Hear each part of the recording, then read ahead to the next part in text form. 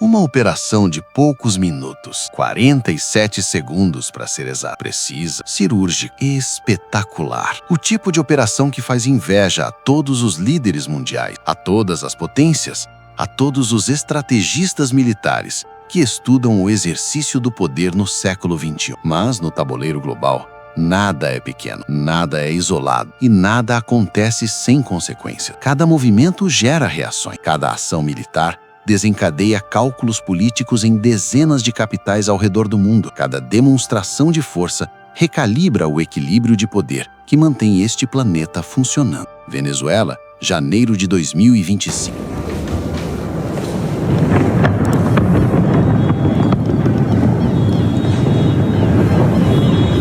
Líder capturado em seu próprio palácio, um regime que permanece intacto, com suas estruturas de poder inalteradas, e o mundo inteiro observando, calculando, recalculando suas próprias estratégias diante desta nova realidade que se apresenta. Vitórias táticas são rápidas, celebradas nas manchetes, fotografadas para a história. São momentos de triunfo que alimentam discursos e fortalecem posições políticas no curto prazo, mas estratégias cobram o preço com o tempo. Elas se desenrolam em meses, em anos, em décadas e muitas vezes o que parece uma vitória brilhante no momento zero se transforma em um pesadelo estratégico quando o calendário avança. A operação militar na Venezuela foi um sucesso indiscutível, um dos maiores sucessos da história militar recente. Poucos países no mundo teriam a capacidade técnica, a inteligência necessária, a coordenação perfeita para executar algo dessa magnitude com essa precisão. Foi algo fenomenal, indescritível, uma jogada de mestre no tabuleiro tático. Mas operações não ganham guerras, não constroem nações, não garantem estabilidade política, não criam democracias, não resolvem problemas estruturais de sociedades fraturadas por décadas de autoritarismo e corrupção. Esta é uma vitória tática, não uma vitória estratégica. O jogo estratégico não foi ganho, e ele tem um monte de armadilhas, dificuldades imensas, que não são dificuldades ideológicas, não são dificuldades partidárias, são dificuldades reais, que todos os países do mundo enfrentaram quando entraram em empreitadas como essa. Entrar é fácil, sair com a missão cumprida também, mas permanecer, estabelecer controle real, transformar poder militar em estabilidade política, isso é onde impérios sangram, é onde as grandes potências descobrem que força militar não se traduz automaticamente em poder político sustentável. Donald Trump sabe disso. Ele conhece o preço de cada soldado americano em solo estrangeiro, conhece a história do Iraque, do Afeganistão, do Vietnã, conhece o fracasso das ocupações prolongadas. Ele chegou ao poder prometendo trazer soldados americanos para casa, não enviá-los para novas aventuras militares intermináveis em países distantes. Sua base eleitoral, o movimento MAGA, não compraria facilmente uma nova aventura militar prolongada. As chances disso se tornar um grande problema político interno são imensas. Então a questão se torna se Trump está disposto a colocar tropas em solo venezuelano. Provavelmente não. E mesmo que estivesse, o custo seria altíssimo. Se você colocar soldados americanos para patrulhar as cidades num país tão grande quanto a Venezuela, você precisará de muitos soldados, dezenas de milhares. E aí você estará convidando grupos armados, milícias, guerrilhas, traficantes, a criar uma resistência armada assimétrica de insurgência que atacará esses soldados. E qualquer morte de soldado americano será um terror político em Washington. Trump sabe disso perfeitamente. Sabendo disso, então, a vontade real dele não é de evitar porque não tem a coragem, mas porque ele entende perfeitamente o perigo. E se ele vai evitar ao máximo colocar tropas no terreno, então o tipo de pressão militar que ele pode continuar exercendo sobre o regime que está no poder é muito mais limitado do que parece à primeira vista. Quantos generais venezuelanos ele terá que capturar? Quantas operações especiais será necessário executar? E se a estratégia for eliminá-los um por um, já se transformou em outro tipo de guerra, outro tipo de operação que provocará inevitavelmente uma reação militar daqueles que apoiam esse grupo. E aqui, chegamos a uma das questões mais delicadas desta operação. Trump está tentando equilibrar entre dois mundos perigosos. Qual o dilema? Não entregar o país para a oposição democrática para que o regime armado não se entrincheire e resista com força letal. Mas ao não fazer isso, ele deixa mais poder concentrado nas mãos do próprio regime. E a pergunta que fica no ar é: Esse regime fará tudo o que Trump quer? A resposta não é óbvia, porque para fazer tudo o que Trump exige, será necessário o uso da força interna. E cada ação de uso da força é um problema adicional para os Estados Unidos, levando mais pessoas desse grupo a se colocarem na trincheira de resistência. Quando você descarta o regime e descarta a oposição simultaneamente, o que sobra não é ordem, é vazio, é ausência de poder legítimo, é instabilidade sistêmica. E vácuos de poder nunca, jamais ficam vazios por muito tempo. Eles são preenchidos por milícias armadas que já operam no território, por cartéis de drogas que já controlam rotas e territórios, por guerrilhas que já têm estrutura militar, por interesses estrangeiros que já infiltraram o Estado. A história do século XX e XXI é absolutamente clara neste ponto. Descarte o poder estabelecido sem uma alternativa política viável e legitimada, e você não remove o caos, você o multiplica exponencialmente. Você cria as condições perfeitas para uma guerra civil prolongada, para a fragmentação territorial, para o surgimento de múltiplos centros de poder competindo violentamente entre si. Não existe polícia do mundo, não existe juiz do planeta, não existe constituição global com força coercitiva. Existe poder e quem pode exercê-lo. O direito internacional não é uma lei, é um acordo de cavalheiros. Num mundo onde cavalheiros são raros, ele sobrevive em tempos de paz, desaparece em tempos de disputa. E hoje, estamos em disputa total. A Rússia anexou territórios. A China construiu ilhas militares. O Irã financiou milícias transnacionais. A Coreia do Norte detonou bombas nucleares. E o mundo esperou, negociou, aplicou sanções que não funcionaram. Então por que agora? Por que a Venezuela seria diferente? E aqui chegamos a uma questão ainda mais profunda. Uma questão moral que transcende o direito internacional. O que vale mais? A letra de uma regra que ninguém cumpre? Ou a vida de milhões de pessoas que sofrem sob tirania? Esta não é uma pergunta retórica, é uma questão real que democracias enfrentam quando se deparam com regimes que massacram suas próprias populações. 7 milhões de venezuelanos fugiram do país. Isso representa mais de 20% da população. É uma das maiores crises de refugiados da história recente. Milhões mais permanecem no país sob opressão brutal. Fome generalizada numa nação que possui as maiores reservas de petróleo do planeta. Violência endêmica. Terror de Estado sistemático. Prisões políticas. Tortura. Desaparecimentos. Tudo isso documentado exaustivamente por organizações internacionais de direitos humanos. E o direito internacional permaneceu em silêncio. Ou melhor, não permaneceu em silêncio. Emitiu relatórios, documentou violações, arquivou denúncias, mas não salvou uma única vida. Não alimentou uma única criança.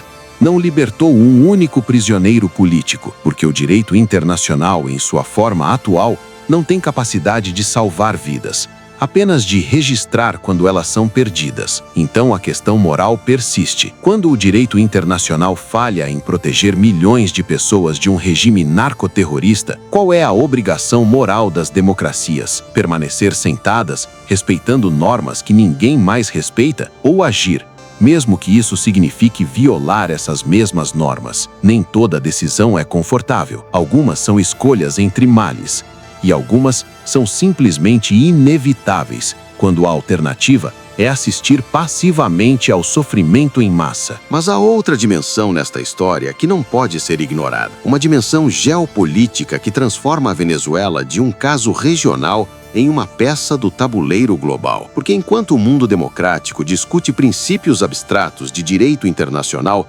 outros estados estão reescrevendo as regras do jogo através da ação concreta. Rússia, China, Irã, Coreia do Norte e, sim, Venezuela. Estes não são aliados acidentais, não são parcerias circunstanciais baseadas em conveniências temporárias. São componentes de um eixo deliberado, um eixo de regimes autoritários que compartilham um objetivo comum: revisar a ordem internacional existente, reescrever as regras que governam o sistema global, e fazer isso através da coordenação estratégica e do apoio mútuo. As evidências estão por toda a parte para quem quiser ver. Soldados norte-coreanos lutam ao lado de russos na Ucrânia. Drones iranianos atacam cidades ucranianas. Tecnologia chinesa arma ditaduras ao redor do mundo. e a Venezuela se tornou o posto avançado deste eixo no hemisfério ocidental, nas Américas, na fronteira sul dos Estados Unidos. Para a Rússia, a Venezuela representa a porta de entrada estratégica nas Américas, um lugar onde pode estabelecer presença militar, bases de inteligência, capacidade de projeção de poder no quintal estratégico americano. Para a China, representa influência econômica e política em uma região historicamente dominada por Washington. Acesso a recursos naturais estratégicos, uma demonstração de que pode operar globalmente, não apenas regionalmente. Para o Irã, a Venezuela se tornou um laboratório de exportação da revolução, de financiamento ao terrorismo internacional, de lavagem de dinheiro, de evasão de sanções. Para os cartéis do narcotráfico, tornou-se um paraíso sem lei, onde podem operar livremente sob proteção estatal. E para os Estados Unidos, tudo isso junto representa uma ameaça estratégica crescente em sua própria fronteira. E aqui precisamos confrontar diretamente um dos argumentos mais repetidos sobre esta operação. Muitos analistas, muitos comentaristas, muitos políticos ao redor do mundo dizem: esta ação americana na Venezuela encorajará a Rússia a ser mais agressiva na Europa, dará carta branca à China para invadir Taiwan, criará precedente perigoso que autorizará autoritários a ignorarem o direito internacional. Mas este argumento é fundamentalmente falho. É baseado numa compreensão equivocada de como grandes potências realmente tomam decisões estratégicas, porque ele assume que a Rússia e a China estavam esperando por um precedente americano para agir, que estavam contidas pelo direito internacional, que respeitavam normas internacionais e só agora se sentirão liberadas a violá-las. Mas isso simplesmente não corresponde à realidade dos últimos 15 anos. A Rússia invadiu e anexou a Crimeia em 2014, não em 2025, 11 anos antes desta operação na Venezuela. Lançou uma guerra de agressão em escala total contra a Ucrânia em 2022, 3 anos antes desta operação. A China militarizou o Pacífico há décadas, construiu ilhas artificiais em violação de decisões de tribunais internacionais, pressionou militarmente Taiwan repetidas vezes. Xi Jinping declarou publicamente que a China deve estar pronta para tomar Taiwan até 2027. Isso não é uma resposta à ação americana na Venezuela. É um plano estabelecido anos antes, baseado em cálculos próprios sobre capacidade militar chinesa, sobre janelas de oportunidade estratégica, sobre o equilíbrio de poder no Pacífico. Eles não agem, por exemplo, não precisam de precedentes, agem por capacidade, por interesse, por cálculo estratégico frio. A pergunta que Putin e Xi fazem não é: o direito internacional permite isso? A pergunta é: temos capacidade militar para fazer isso? Temos poder econômico para suportar as consequências? Temos apoio político interno?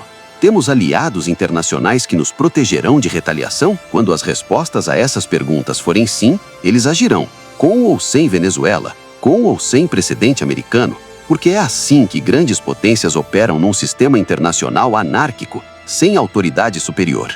Talvez esta operação não seja um convite à guerra, mas um lembrete de força. 47 segundos para entrar no coração de um regime hostil, capturar seu líder e sair ileso. Nem a Rússia conseguiu isso na Ucrânia, nem a China ousa tentar em Taiwan. Isso não é arrogância, é demonstração de capacidade. E capacidade gera cautela, porque se você sabe que seu adversário pode fazer isso, você pensa 2 vezes antes de avançar. Então chegamos ao fim desta jornada analítica com uma conclusão incômoda, mas necessária. O mundo não voltou a ser perigoso. Ele nunca deixou de ser. Apenas passamos décadas fingindo que era diferente, fingindo que as regras funcionavam, que tratados eram cumpridos universalmente, que a ordem internacional era real e estável. Mas a ordem sempre foi mais frágil do que queríamos acreditar, sustentada não por instituições internacionais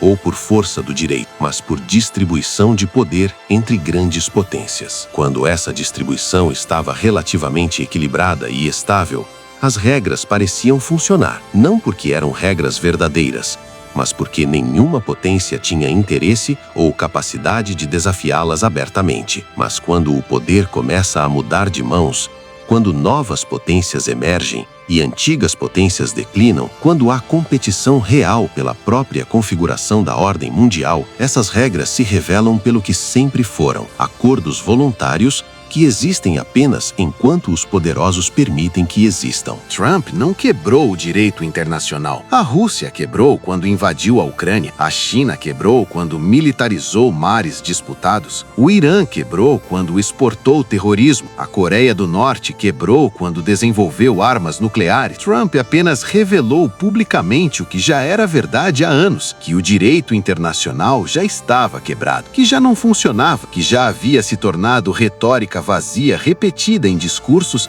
mas ignorada na prática. E talvez, apenas talvez, ao reconhecer essa realidade abertamente, ao agir de acordo com ela, Trump esteja fazendo algo que seus predecessores não tiveram coragem de fazer: forçar o mundo a confrontar a verdade de que vivemos num sistema internacional onde poder importa mais que regras, onde capacidade determina a ação, onde sobrevivência nacional supera princípios abstratos. Não estamos entrando em uma nova era de caos internacional. Estamos apenas, finalmente, reconhecendo a era em que já vivemos há pelo menos uma década. O véu caiu, a ilusão acabou, e agora temos que decidir: continuamos fingindo que vivemos num mundo de regras ou aprendemos a operar no mundo real de poder? Quando as regras falham, o poder decide. Trump não quebrou o direito internacional. A Rússia quebrou quando invadiu a Ucrânia. A China quebrou quando militarizou mares disputados. O Irã quebrou quando exportou terrorismo. A Coreia do Norte quebrou quando desenvolveu armas nucleares. Trump apenas revelou publicamente o que já era verdade há anos, que o direito internacional já estava quebrado, que já não funcionava, que já havia se tornado retórica vazia repetida em discursos,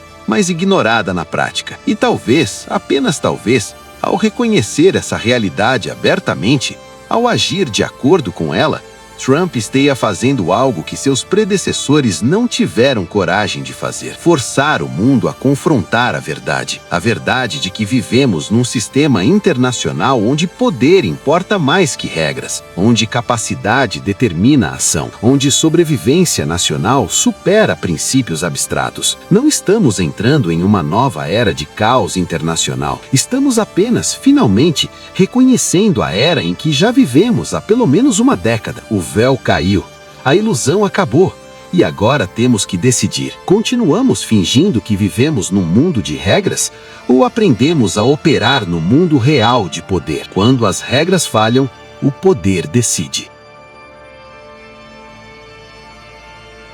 E aí, curtiu o vídeo? Então já deixa o seu like para ajudar o canal. Se inscreve se ainda não for inscrito e ativa o sininho para não perder nenhum conteúdo novo.